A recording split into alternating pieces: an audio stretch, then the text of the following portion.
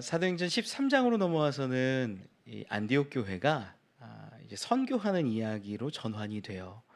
어떻게 보면 이제 유대인 중심으로 복음이 전해졌고 선교되었던 것들이 이제는 이방인들 중심으로 선교가 이루어진다라는 그러한 내용들을 담고 있죠. 우리 지난 시간까지 봤던 부분들이 어떤 내용들이었는고 생각을 해보면 이런 겁니다. 이 안디옥 교회에 선지자와 교사로 세워졌던 5명의 사람들이 있었는데 다양한 부류들이 있었어요. 뭐 흑인도 있었고 그 가운데는 귀족도 있었고 다양한 이방인 교회로서 그 면목이 드러날 만큼 독특한 모습이었는데 이들 가운데 성령께서 부르시는 사람들이 있었던 거예요. 성령께서 부르고 따로 세운 다음에 파송하는 사람들이 있었는데 그 사람 2사람이 특별히 기록이 되죠. 바나바와 사울. 우리가 바울이라고도 하는 그 사울, 바나바 이 2사람이 파송을 받습니다. 부르신 것, 보내신 것, 인도하시는 것 모든 것이 다 성령의 인도하심 역사라고 기록하고 있어요. 그러다 보니까 우리 정말 알아야 되는 게 우리 선교합시다. 어떤 분이 기쁨으로 얘기해요. 감사로 얘기해요. 우리 교회 정도 되면 선교해야죠. 뭐 돈도 보내고 사람도 보내고 그래야죠. 아니요. 너무 좋은 말이지만 성령의 인도하심이 아니라 사람의 감정으로 하는 건 잘못될 수 있어요.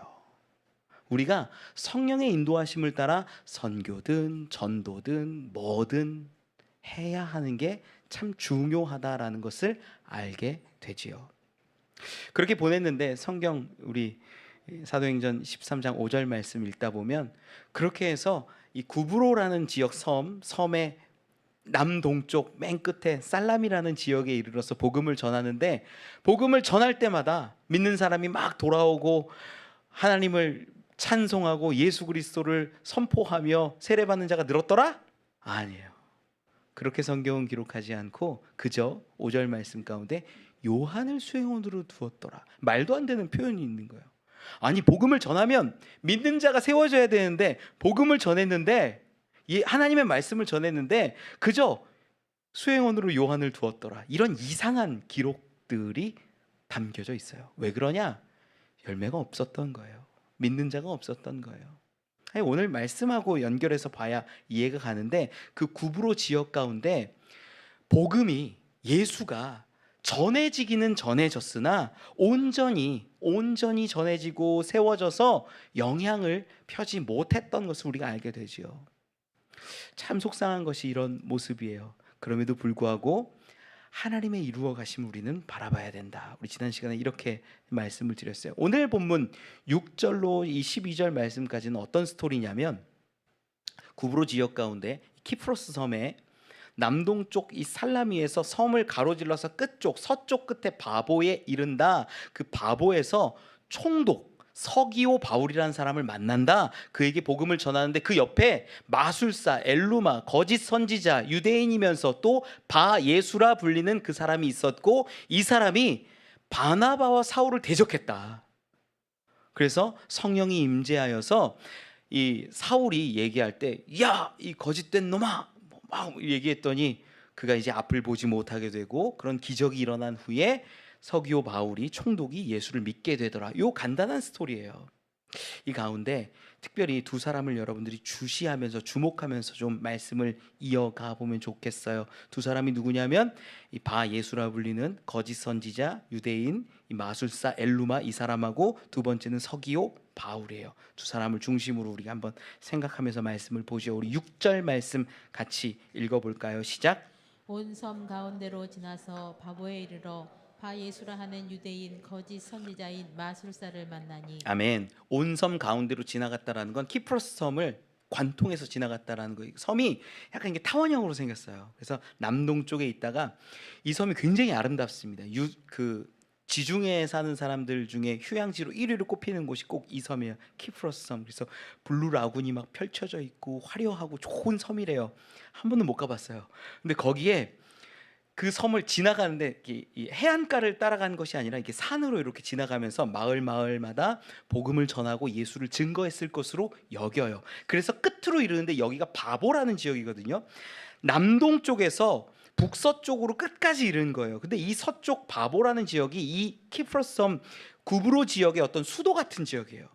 굉장히 번화했고, 여기가 어디냐면 아프로디테, 그 비너스라고 불리우는 그 신이 여기서 나왔어요. 그러니까 얼마나 화려하고 예쁜 건지 짐작할 수 있고, 여기에 어마어마한 신전도 있고 화려하지요. 근데 여기에 이르러서 총독 서기오 바울을 만나는데, 이 총독 서기오 바울이 옆에 누구가 같이 있냐면 엘루마, 마술사라고도 번역되고, 오늘 본문 6절에서는 유대인 거짓 선지자라고도 기록돼요. 그 이름을 뭐라고요? 바예수라 불리는 사람이 있었다라는 거예요. 우리가 성경을 읽다 보면 마술사라는 표현이 좀 걸려요. 그리고 거짓 선지자라는 표현이 걸려요. 그러다 보니까 야, 이 나쁜 놈이네 딱 결정하고 보는데, 말씀을 좀 자세히 깊이 들어가 보면 어떤 사람인지 조금 더 입체적으로 다가올 수 있거든요. 마술사라고 기록된 요 부분이요, 마고스라는 헬라어를 써요. 마곤, 마고스. 요 표현이 뭐냐면, 우리 마태복음에 보면 예수님 태어날 때 있죠. 마태복음 2장에 나오면 그 예수님이 태어날 때 동방의 박사들이 이렇게 예수님을 찾아와요. 그 박사들이 마고스예요. 그래요? 박사야, 박사. 마고스라고 오늘 본문 가운데 마술사라고 되어는 있는데, 이 마술사라는 마고스 뜻이 뭐냐면 똑똑하고 지혜롭고, 뭐 하늘을 보면서 뭔가를 깨달을 수 있고, 사람들에게 전할 수 있고, 예언할 수 있고, 능력 있는 사람들, 박사 같은 사람을 마술사라고 얘기한다라고 보면 느낌이 좀 달라지는 거예요. 똑똑한 사람이구나. 점성술, 뭐 이게 천체를 바라보면서 야, 뭐 어떻게 되겠구나, 이런 예언도 할 수 있는 그런 사람이겠구나라고 생각하는 거예요. 마술사라고 우리가 이렇게 고정관념으로 보니까 그렇지, 이 사람이 똑똑하고 실력 있고 능력 있는, 예언할 수 있는 그런 사람이구나라는 것을 알게 돼요. 그리고 아직 불편함이 약간 남아 있는 부분, 거짓 선지자. 거짓 선지자 하면 우리 이미지가 어때요? 야, 하나님 믿지 말고 나를 믿어, 뭐 이런 사람들을 거짓 선지자라고 생각하는 경우가 많아요. 여러분, 아니에요. 거짓 선지자는 그런 사람들이 아니에요. 거짓 선지자는 어떤 사람들이냐면 마태복음 24장 11절에 이렇게 기록을 하거든요. 마태복음 24장 11절 같이 한번 읽어볼까요? 시작. 거짓 선지자가 많이 일어나 많은 사람을 미혹하겠으며. 미혹한대요. 미혹, 유혹하고 헷갈리게 한다라는 얘기죠. 24장 조금 더 아래로 내려와 보면 24절에 이렇게 기록해요. 읽어보죠. 시작. 거짓 그리스도들과 거짓 선지자들이 일어나 큰 표적과 기사를 보여 할 수만 있으면 택하신 자들도 미혹하리라. 거짓 선지자들의 특징이 어떤 거냐면, 택하신 자들, 백성들, 구원받은 자들까지도 미혹해서 넘어뜨릴 수 있다라는 거예요. 여러분, 제가 여기서 만약에 거짓 선지자처럼 여러분 예수가 아니라 저를 믿으셔야 됩니다 이러면 여러분 미혹돼요? 안 돼요. 미혹되면 그게 이상한 거예요. 잘 생각해 보시라는 거예요. 이건 미혹의 개념이 아니에요. 뭐가 미혹일까? 이걸 알아야죠. 여러분, 저를 믿으십시오, 예수보다 제가 위입니다, 막 이런 말들 막 한다면 여러분들 목사를 끌어내려라 뭐 이러지 않겠어요? 말도 안 되는 얘기예요. 이건 미혹이 아니에요. 거짓이에요. 아예 뭐 거짓도 아니에요. 이건 너무나 사이비에 가깝죠. 사이비에. 말도 안 되는 얘기예요. 거짓 선지자들이 어떻게 살아가냐, 성경에 아주 좋은 예가 있어서 그 부분을 좀 살펴볼 수 있는데, 예레미야 시대에 선지자 하나가 등장을 해요. 하나냐라는 선지자인데 이가 어떤 말을 하고 있는지 좀 한번 살펴볼게요. 예레미야 28장 1절 2절 우리 같이 한번 읽어봅시다. 시작. 그해 곧 유다 왕 시드기야가 다스리기 시작한 지 4년 다섯째 달, 기브온 아술의 아들 선지자 하나냐가 여호와의 성전에서 제사장들과 모든 백성이 보는 앞에서 내게 말하여 이르되, 만군의 여호와 이스라엘의 하나님이 이같이 일러 말씀하시기를, 내가 바벨론의 왕의 멍에를 꺾었느니라. 아멘, 아멘. 지금 하나냐라는 선지자가 하는 말인데, 기브온 아술의 아들 하나냐가 성전에서 야, 내가 만군의 여호와의 이름으로 들었어, 바벨론 왕의 멍에를 꺾을 거야. 바벨론 왕의 멍에라는 건 어깨에 짊어진 어떤 힘 같은 거라고 생각하셔도 돼요. 보통 동물 위에 멍에를 얹어가지고 일을 하는데, 바벨론 왕의 멍에를 꺾었다는 건 바벨론 왕의 계획과 일과 모든 것들을 꺾고 무너뜨렸다, 그 힘을 쇠하게 했다, 이런 의미로 받아들일 수 있어요. 그러니까 하나냐가 선포한 게 뭐냐면, 만군의 여호와의 이름으로 선포하는데, 바벨론 왕, 우리를 압제하고 우리를 어렵게 하고 우리를 힘들게 하는 그 왕 하나님이 꺾으셨다. 그걸 어디서 했대요? 성전에서 수많은 사람들 앞에서 선포하는 거예요. 그러면 백성들이 어떻게 받아들였을까? 아멘 할렐루야. 여러분 그러지 않겠어요? 당연한 거예요. 여호와의 이름으로, 만군의 여호와의 이름으로 선포하는 이야기 가운데 사람들이 아멘으로 듣죠. 감사하죠. 야, 저 선지자 너무 멋있다. 분명히 저렇게 얘기했구나. 하나님이 우리를 살리시는구나. 우리를 죽게 내버려 두시지 않는구나. 바벨론 왕을 꺾으셨구나. 할렐루야 할 수 있어요. 그런데 이가 거짓 선지자였다라는 거예요. 예레미야 28장 쭉 내려와서 우리 15절 말씀 읽어보죠. 시작. 선지자 예레미야가 선지자 하나냐에게 이르되 하나냐여 들으라. 여호와께서 너를 보내지 아니하셨거늘 내가 이 백성에게 거짓을 믿게 하는도다. 아멘. 하나냐가 거짓 선지자였다라는 거예요. 여러분 정확히 이해하셔야 되는 게 뭐냐면 거짓 선지자는 뭐 나를 믿으세요 이런 거 얘기하는 게 아니에요. 여호와의 이름으로 얘기해요. 하나님의 이름으로 얘기해요. 예수 그리스도의 이름으로 얘기해요. 그것을 가지고 이상한 것들로 약간 바뀌어가서 미혹해하고 유혹시켜서 하나님의 진짜 뜻과 다른 길로 가게 하는 게 거짓 선지자라는 거예요. 여러분 구분해낼 수 있을까요? 없어요. 구분해내기 힘들어요. 그래서 성경 예수님도 하신 말씀, 야 택하신 자들까지도 미혹하게 할 거야.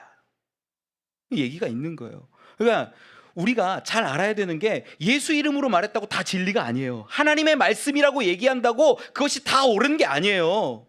우리가 보아야 하고 우리가 구별해야 되는 건 뭐냐면 진짜 하나님의 말씀이냐 이걸 살펴볼 수 있는 힘과 능력이 있어야죠. 그게 어디 있어요? 말씀에 있어요. 성경에 있어요. 다 있어요. 성경만 잘 보고 성경만 제대로 이해해도 사실 사입이 이단 안 빠집니다. 저는 그렇게 믿어요.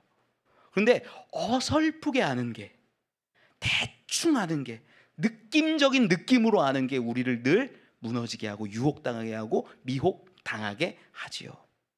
자, 그러면 거짓 선지자에 대한 이야기도 우리가 좀 정리하고 다시 오늘 본문 가운데 6절에 보면 6절에 바예수라는 사람이 어떤 사람인지 느낌을 다시 한번 정리해 볼게요. 6절 말씀 한 번만 더 읽어볼까요? 시작. 온 섬 가운데로 지나서 바보에 이르러 바예수라 하는 유대인 거짓 선지자인 마술사를 만나니. 아멘. 마술사가 박사라고 말씀드렸어요. 거짓 선지자인데 우리 구분할 수 없을 거라고 얘기 드렸어요. 오히려 얘기하면 만군의 여호와의 이름으로, 유대인이니까 충분히 얘기할 수 있겠죠. 선포할 수 있겠죠. 가르칠 수 있겠죠. 우리 구분 잘 안 돼요. 그런데 그의 이름에 한 가지 힌트가 더 있는데 그를 처음에 뭐라고 얘기해요?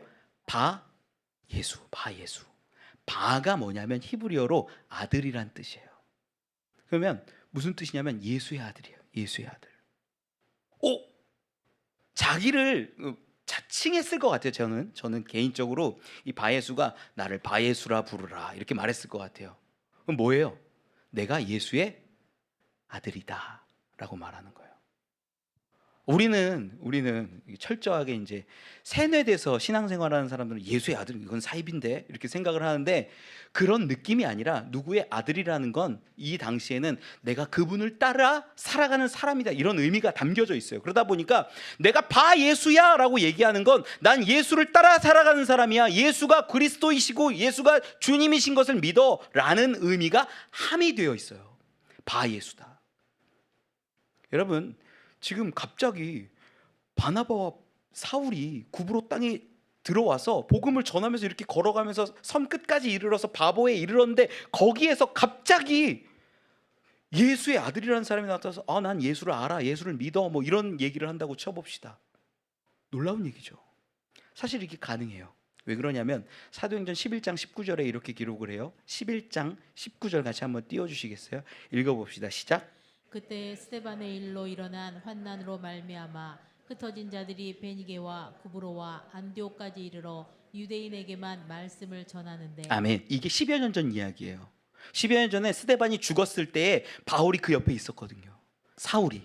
그때는 예수님 믿지 않아가지고 야 예수 믿는 거 다 죽여야 돼 이랬었던 사울이 변화되고 훈련받고 다듬어져서 파송받아서 이 구브로 지역에 왔는데 이미 스데반 때에 죽은 사람들이 뿔뿔이 흩어지고 두려워서 떠나가고 이랬던 사람들이 구브로 지역에서 복음을 전했다라는 거예요. 이때 누굴 전했을까요? 예수 전하는 거죠. 예수가 우리를 위하여 죽으시고 부활하신 그리스도야, 이런 얘기를 했을 것 같아요. 이미 10여 년 전에, 지금 오늘 본문의 스토리보다 10여 년 전에. 그럼 그들 가운데 예수에 대한 아는 사람이 있는 거예요, 없는 거예요? 있는 거예요. 그 중에 한 사람이 누구다? 오늘 본문에 나오는 바 예수일 가능성이 굉장히 큰 거죠. 저는 오늘 본문 말씀을 약간 그럴듯하게 살을 붙여보면 이랬을 것 같아요. 제 생각이지만, 우리를 위하여 죽으시고 부활하신 예수에 대한 이야기를 듣고 감동이 되는 거예요. 너무 기쁜 거예요. 감사한 거예요. 즐거운 거예요. 행복한 거예요. 그래서 예수의 이름을 전하고 예수가 진짜 신이다라고 선포하는 어떤 사람이 생겨요. 그 사람이 누구였을까? 바 예수일 사람, 바 예수라 불린 사람이 될 수 있는 거죠. 내가 그 부활하신 예수의 아들이다. 내가 그 부활하신 예수 그리스도를 따라 선포하는 사람이다. 사람들이 듣기도 하고 믿기도 하고 따르기도 해요. 여러분, 오늘 본문 6절 말씀을 가지고 잘 읽는데, 바 예수, 거짓 선지자, 마술사, 이 사람 어떤 사람 같아요? 그냥 나쁜 사람? 아니라는 거예요. 그냥 나쁜 사람이 아니라는 거예요. 입체적으로 봤을 때는 평가가 다양할 수 있지만 예수를 적어도 아는 사람일 것 같아요. 예수를 믿는 사람일 것 같아요. 자기 이름을 바 예수라 말하는 것을 보면 정말 예수를 알고 믿었던 사람인 것도 같아요. 부활하신 예수를 증거했을 수도 있어요. 그런데 그가 나중에 어떻게 되냐?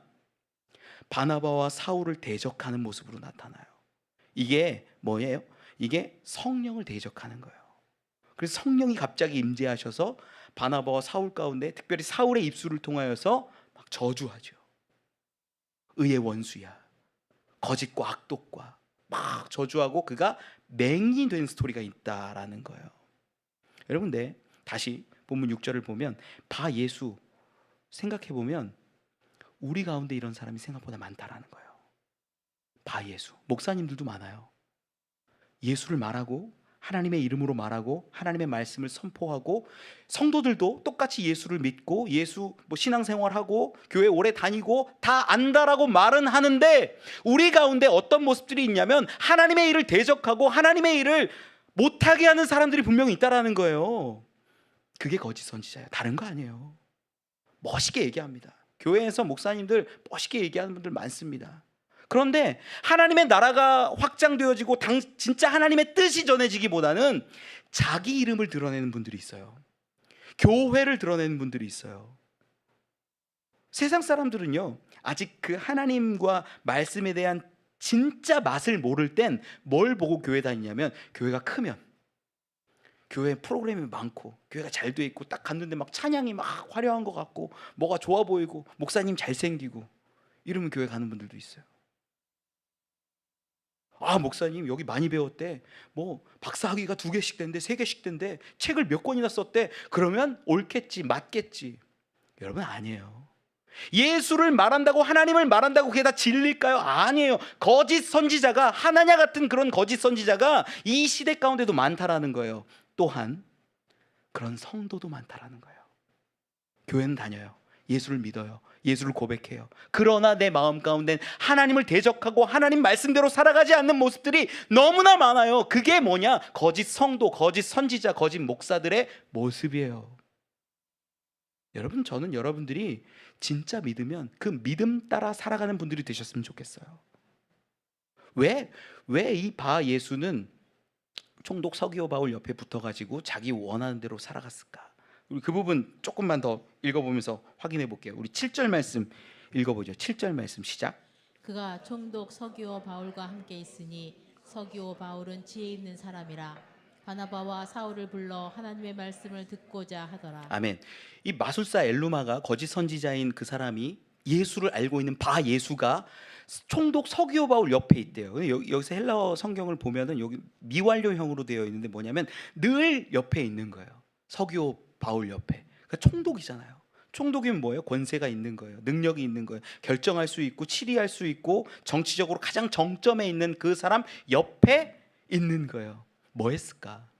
전 개인적으로 생각할 때 그 옆에서 서기오 바울을 도와서 이 구브로 섬을 통치하고 판결하고 뭐 하는데 좋은 자문이나 고문관의 역할을 했을 것으로 여겨져요. 이런 문제는 이렇게 하는 게 좋습니다. 이럴 땐 하나님께서 이런 걸 원하시는 겁니다. 예언도 하고 아, 예수 그리스도께서는 이렇게 하실 것 같습니다. 뭐 말도 하고, 내 아버지가 예수니까 내가 말할게요. 한번 들어보십시오. 지혜 있는 말도 해주고, 똑똑한 말 많이 했을 것 같아요. 왜? 박사잖아요. 능력 있잖아요. 지혜도 있었겠죠. 유대인 출신이에요. 유대인 거짓 선지자라고 얘기하니까. 그러다 보니까 유대인의 습성이나 유대인의 문화, 종교 다 알아요. 그러니까 유대인들은 이렇게 하시면 안 됩니다.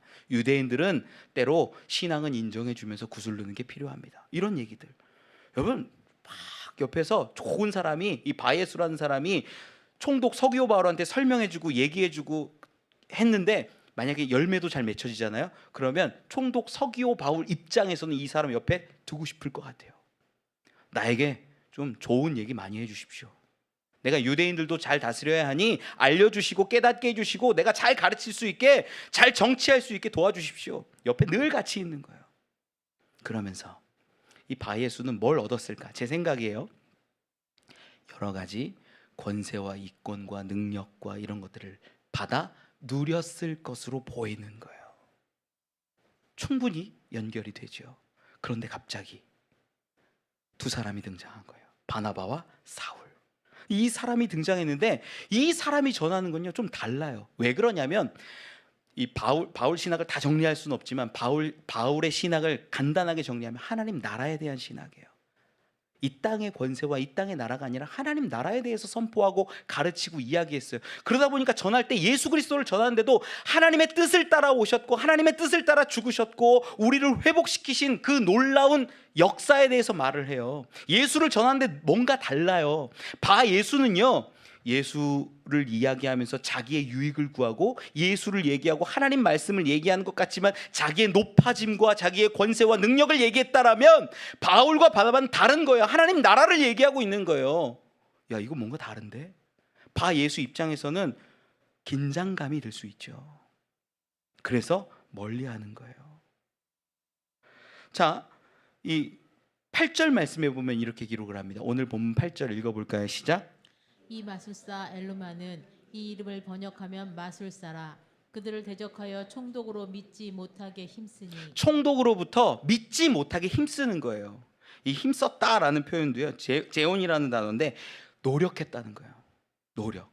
야, 보니까 나를 안 믿고 나를 의지하지 않고 자꾸 보니까 바나바랑 사울을 의지할 것 같아.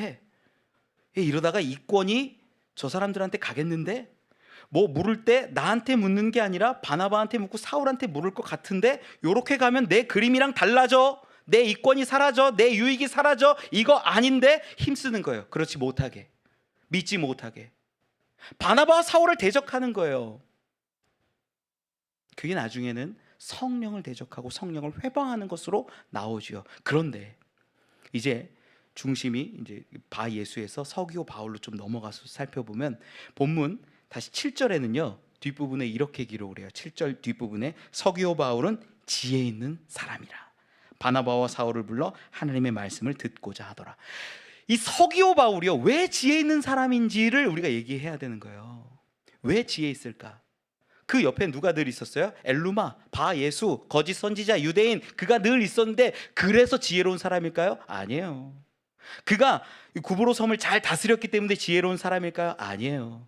그렇게 성경은 기록하지 않아요. 7절 말씀 가운데 중요하게 선포하고 있는 내용의 핵심이 뭐냐면 서기오 바울은 지혜 있는 사람인데, 왜냐하면 바나바와 사울을 불러 하나님의 말씀을 듣고자 하더라. 여기에 지혜가 있다는 거예요. 뭐냐면 엘루마와 함께 살아갈 때 뭐 판결도 하고 정치도 하고 결정도 하고 명령도 하고 살아갈 때 도움도 받았을 것이고 유익도 했을 것이고 좋았을 거예요. 그런데 그것 가운데는 내 인생에, 내 삶에 있어서의 갈급함이 결코 채워지지 않더라. 그래서 내가 지금 듣기 원하는 게 뭐냐? 하나님의 말씀이었다는 거예요. 바나바와 사울이 전하고 있는, 바나바와 사울은 뭐냐면 이 땅에서 잘 되고 이 땅에서 성공하는 것을 얘기하는 게 아니라 하나님 나라가 있다라고 이야기하고 하나님의 영광이 있다고 얘기하고 하나님께서 기다리시는 그 권세가 있다라는 것을 얘기하는 거예요. 이 땅에 초점하지 않아요. 그 얘기를 딱 들으면 달라지는 거죠. 사울이 얘기하고 바나바가 이야기하는데 이 엘루마가 얘기한 거랑 다른 거예요. 딱 듣는데 내가 지금까지 이 유대인 거짓 선지자 엘루마의 이야기를 들을 땐 이렇게 하면 구브로가 평안하고 이렇게 하면 잘 될 거라고 들었고 정말 그렇게 되기도 했는데 내 안에 있는 갈급함이 해결이 안 됐는데 이 말씀은 뭔가 다르다. 그래서 바나바와 사울을 청하는 것, 그 청함이 뭐예요? 지혜라는 거예요. 여러분, 제가 정리해서 말씀드릴게요. 뭐냐면 저는 여러분들이 지혜 있는 자가 되기를 원합니다. 아멘 하세요. 지혜 있는 자가 되기를 원합니다. 그 지혜는 뭐냐면요, 교회 와서 설교를 듣고 내가 위로받고, 교회 와서 설교를 듣고 내가 어떤 뭔가 힘을 얻고, 목사님에게 좋은 지혜의 말을 들어서 내가 좋은 선택을 하고, 그게 아니에요. 그게 아니에요. 아, 우리 목사님 똑똑해, 좋은 얘기 많이 해줬어, 내가 이거 어떻게 해야 될지 잘 모르겠는데 조언해줘서 내가 힘을 얻었어. 아니에요. 그게 그래서 교회 다니고 그래서 신앙생활하는 게 아니라, 하나님의 말씀을 들어서 지혜 있는 사람이라고 불리워지는 것은 뭐냐면, 말씀이 우리 가운데 위로가 되고 힘이 되는 게 아니라 생명을 주기 때문이라는 거예요. 여러분, 이게 중요해요. 예수 그리스도를 우리가 왜 믿을까요? 내가 잘 되려고? 내 사업이 번창하려고? 내 문제 해결하려고? 내가 더 건강해지려고? 내 자녀가 잘 됐으면 좋겠어서? 많이들 그래요. 저는 하나님이 그러한 모든 것들도 주시길 원합니다. 그런데 예수 그리스도를 믿는 궁극적인 이유와 목적은요, 우리가 생명을 얻고 더 풍성히 얻기 위함이라는 거예요. 생명에 있어요. 천국에 있어요. 하나님 나라에 있어요. 이걸 깨닫는 자가 진짜 지혜 있는 자라는 거예요. 그것을 알고 교회에 오는 사람이 지혜 있는 사람이에요. 아, 오늘 교회 오면 무슨 내 마음이 좀 불편하고 어려운데 위로의 말씀을 좀 할까? 목사님 좀 위로의 말씀 해주셔서 안 되는 것들이 다 잘 되고 아팠던 것들이 다 회복되고 어려운 것들이 다 잘 되는 그런 얘기 들었으면 좋겠다 라고 했다면, 그 말을 들으면 위로가 되겠지만 안 들으면 힘들고 불편하잖아요. 여러분, 그걸로 얼마나 위로를 줄 수 있고 그걸로 얼마나 여러분들의 마음을, 삶을 바꾸어낼 수 있을까요? 한계 지어져요. 갈급함이 있을 수밖에 없어요. 그런데 예수 그리스도를 전하고 생명의 말씀을 들으면 그 안에서 샘솟는 생명, 샘솟는 놀라운 기쁨이 우리 안에 자리하게 된다라는 거예요. 전 여러분이 그래서 교회 와서 무언가를 얻는 것이 그냥 육적인 세상적인 것을 얻어서 기쁜 게 아니라 생명을 얻어서 기쁨을 얻는 자들이 되길 원합니다. 예수 그리스도를 경험해야죠. 그게 우리 삶을 변화시키고 우리 삶을 온전케 하잖아요. 왜 서기오 바울을 지혜 있는 사람이라고 얘기했는지 우리가 알아야 되는 거예요. 위로의 말, 좋은 말, 칭찬해 주는 거, 인정해 주는 거 다 들을 수 있어요. 세상 가면요, 다 그렇게 해줘요. 돈 주면 그렇게 해주고요, 뭐 해주면 그렇게 해주고 많이 합니다. 상담도 그렇게 하고요. 어디가 남자들분들 어디 술집 가면은 비싼 술 시키면 와가지고 막 위로도 해주고 얘기도 받아주고 그런데요. 여러분, 그게 진짜 내 마음을 치료해 줄까요? 아니요. 잠깐 진통제 같은 건 될 수 있을 거라고 생각해요. 뭐 해주고 들어주고. 근데 우리 삶을 온전히 회복시키는 건 생명 되신 예수 그리스도라는 것. 서기오 바울이 그걸 알았던 거예요. 그래서 바나바와 사울을 불러서 듣고자 했던 거예요. 전 여러분들이 이 놀라운 진리를 깨달았으면 좋겠다라는 거예요. 그냥 교회 왔다 갔다 하는 게 아니라 여기서 생명 얻는 주인공들이 되시길 바랍니다. 말씀 돌아와서 계속 보면 우리 9절 10절 읽어봅시다. 시작.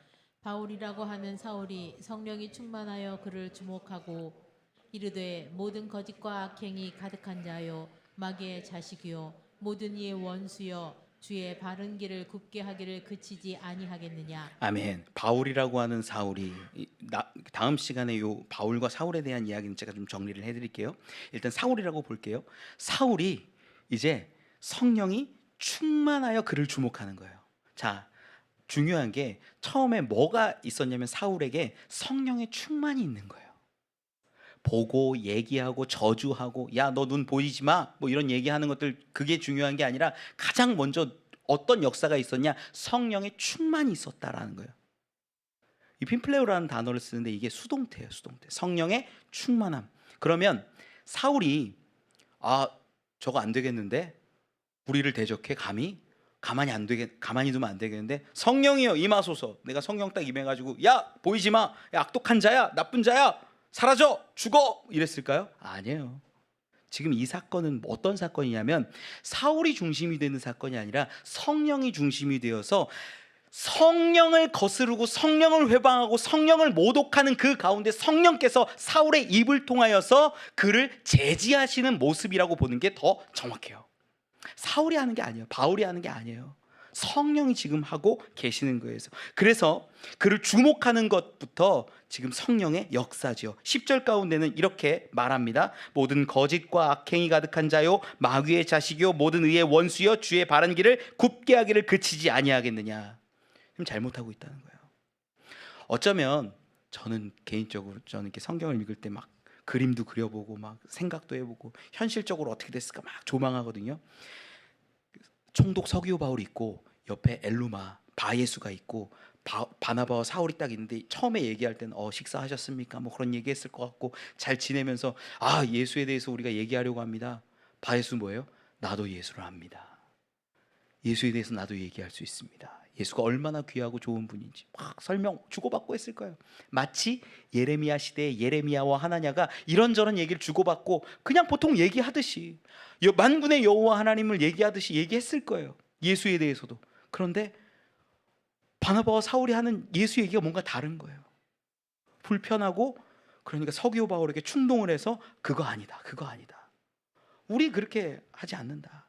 내 말이 정답이다. 나를 따르라 막 얘기하는 거예요. 그렇게 좀 느껴지는 거예요. 그럴 때 성령이 갑자기 임재하셔서 꾸짖죠. 야, 거짓과 악행이 가득하고 마귀의 자식이고 의의 원수고 주의 바른 길을 왜 곱게 하냐고 호통치는 거예요. 성령이 말씀하시는 거죠. 여러분, 이 성령을 막는 것이요 우리 가운데 얼마나 큰 죄라는 것을 좀 알아야 돼요. 우리 그 마가복음 3장 28절 29절인데 이걸 개역 한글 옛날 성경으로 좀 보면 이렇게 기록을 해요. 28절 29절 같이 한번 읽어볼까요? 3장 마가복음 3장 28, 29 시작. 내가 진실로 너희에게 이르노니 사람의 모든 죄와 모든 모독하는 일은 사하심을 얻되 누구든지 성령을 모독하는 자는 영원히 사하심을 얻지 못하고 영원한 죄가 되느니라 하시니. 아멘. 지금 개역 개정으로 봤는데 모독한다라고 그러잖아요. 개역 한글은 약간 더 강한 어조를 쓰는데 성령을 회방하는 일이라고 얘기를 해요. 성령을 회방하고 성령을 가로막고 성령을 대적하는 그 일이 사하심을 받지 못하는 죄라고 성경은 기록하더라라는 거예요. 저 말씀드릴게요, 여러분. 목사는 대적할 수 있어요. 하셔도 됩니다. 괜찮아요. 저도 의견을 내기도 하고 제가 하나님의 뜻을 다 알지 못해요. 그러다 보니까 제 의견이 틀릴 수도 있죠. 그럼 목사님 그거 아닌 것 같습니다. 얘기하세요. 괜찮아요. 저를 대적한다고 저는 생각하지 하나님을 대적한다고 생각하진 않아요. 그런데 우리 안에 동일한 가치, 하나님 나라에 대한 가치가 공유되어 있는 상태에서 하나님을 대적하는 일들은 하지 마세요. 권면 드리는 거예요. 분명히 말씀드리는 거예요. 왜? 그 죄가요 사하심을 받지 못한다라고 성경이 기록하잖아요. 얼마나 큰 죄인지를 알게 되는 거예요. 본문 말씀으로 돌아와서 보면 바나바와 사울이 보고 있는데 성령을 대적하는 것으로 느껴지는 거예요. 성령이 개입을 합니다. 임합니다. 그 사울의 입술 가운데 역사에서 모든 악독과 죄를 하는 자야 그치라 주의 그 길을 굽게 하지 말라라고 선포해버려요. 성령이 말씀하시는 거예요. 너무 화가 나고 너무 속상하고 인정할 수 없어서 네가 예수를 아는 자가 어떻게 그러냐라고 말하는 것인 양 하지 마라. 강하게 질책하시는 거예요. 여러분 우리 안에 이런 사람들 많아요. 예수 말하고 예수 믿고 고백하고 신앙생활 열심히 하면서도 하나님 일에 대적하고 모독하는 분들 많습니다.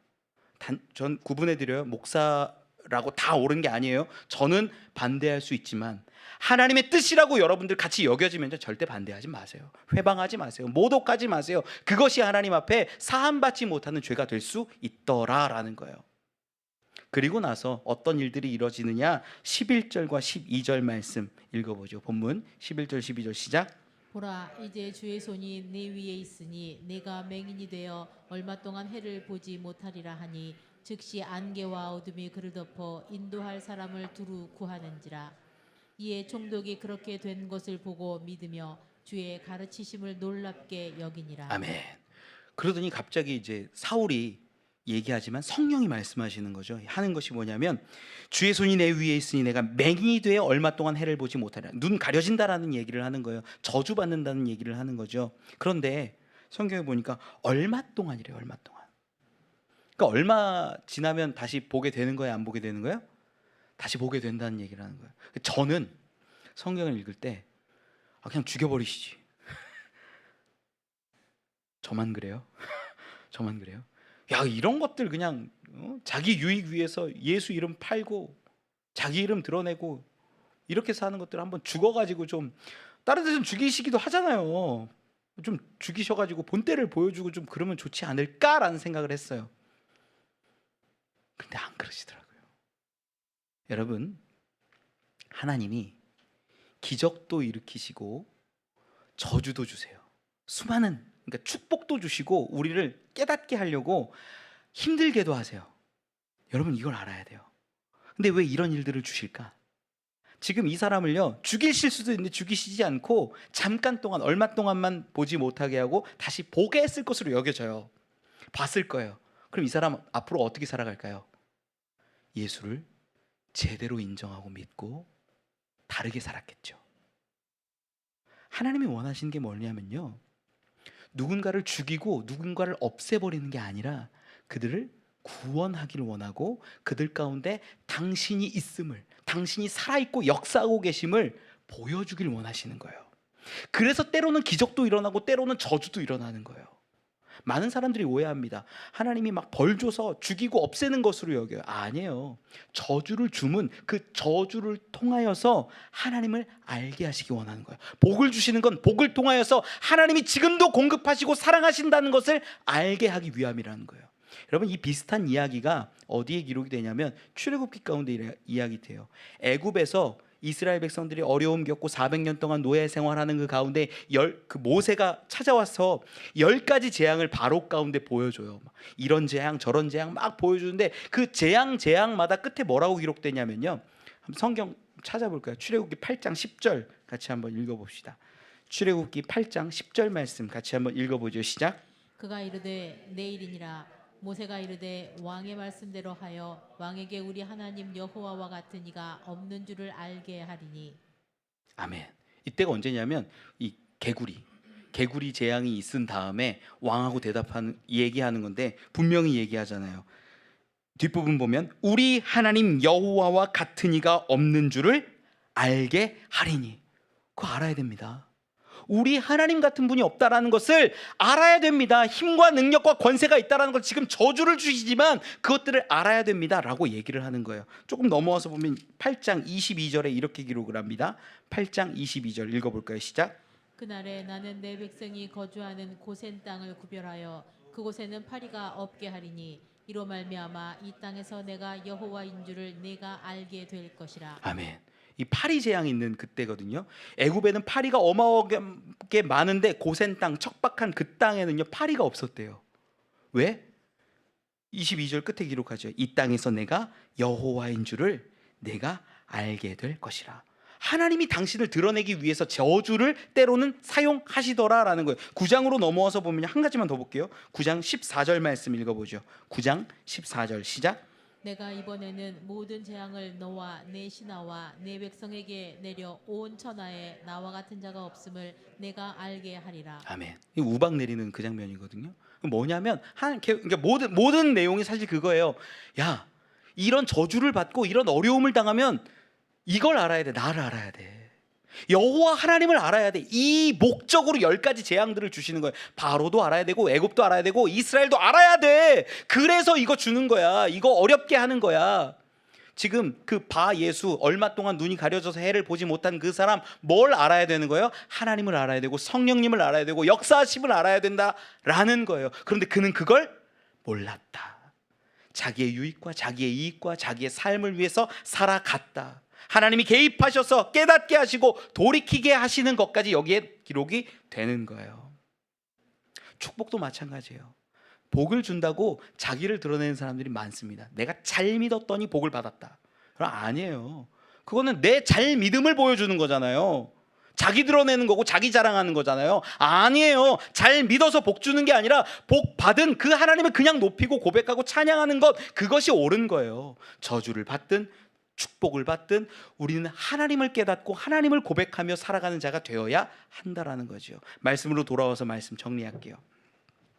여러분, 오늘 말씀 가운데 두 사람이 중요하게 등장을 해요. 바예수, 엘루마, 거짓 선지자 유대인. 그 사람은요, 예수를 알았어요. 어쩌면 믿었을지도 몰라요. 그런데 그 믿음이요, 지식적인 믿음이고 내 한계에 갇혀있는 믿음이었을지도 몰라요. 그래서 삶의 모습을 보니까 총독 서기오 바울과 더불어서 자기 유익을 구하고 높은 자리를 취하고 자기 이권을 바라보면서 그렇게 살아가더라. 여러분, 저는 여러분들이 그렇게 되지 않기를 원합니다. 정말 예수를 알고 믿고 신앙생활 한다면 내 유익 위해서 사는 거 아니에요. 하나님 나라 위하여, 하나님 뜻을 위하여 살아가는 자가 되어야지요. 총독 서기오 바울을 성경이 정말 아름답게 표현합니다. 어쩌면 그는요, 연약한 사람이었어요. 이 사람에게 얘기 들으면 그 사람 말이 맞는가 보다. 엘루마가 뭐 이렇게 조언하면 그 말을 따라가기도 하고, 실수도 하고 성공도 하고 열매도 있고 잘못하기도 하고. 그런데 어쨌든 가장 높은 자리에 있는 사람이었어요. 그런데 그를 왜 지혜 있는 사람이라고 성경이 기록하냐? 내 안에 채워지지 않는 어떤 갈급함 때문에 바나바와 사울을 불러서 하나님의 말씀 복음을 들으려고 했던 사람이라 지혜 있는 사람이라고 성경이 증언하는 거예요. 여러분, 지혜 있는 사람이 되십시오. 세상에서 주는 것은 한계 지어집니다. 그런데 예수 그리스도는 우리에게 생명을 줍니다. 이게 우리 가운데 뺏을 수 없는, 변할 수 없는 놀라운 기쁨과 가치와 은혜가 되는 거예요. 여러분, 날마다 말씀을 들으려고 애쓰십시오. 말씀을 내 안에 채우려고 애쓰십시오. 그게 내 삶에 어떤 작은 위로를 주지는 않을 수도 있지만 저는 약속해요. 여러분에게 생명을 주십니다. 그걸 우리가 믿고 따라갈 수 있는 저와 여러분, 우리 되길 간절히 축원합니다. 우리 같이 찬양하고 함께 기도하면 좋겠습니다.